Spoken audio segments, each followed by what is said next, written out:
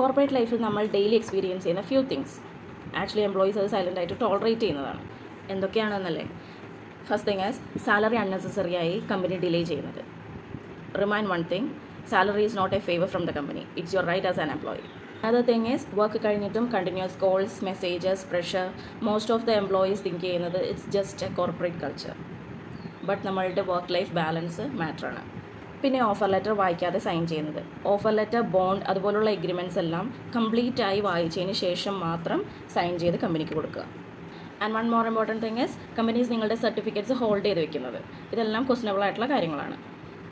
ഈ കാര്യങ്ങളെല്ലാം ഡെയിലി ലൈഫിൽ എക്സ്പീരിയൻസ് ചെയ്തിട്ടും റിലേറ്റബിൾ ആയിട്ടും പേടിച്ചിട്ട് സൈലൻസ് ചൂസ് ചെയ്യുന്നവരുണ്ട്. Because they think speaking up will affect their career. So corporate ലൈഫിൽ സർവൈവ് ചെയ്യാൻ ഹാർഡ് വർക്ക് മാത്രം പോരാ, കുറച്ച് അവയർനെസ് കൂടെ വേണം. Most employees know stress very well, but sadly, many still don't know their rights.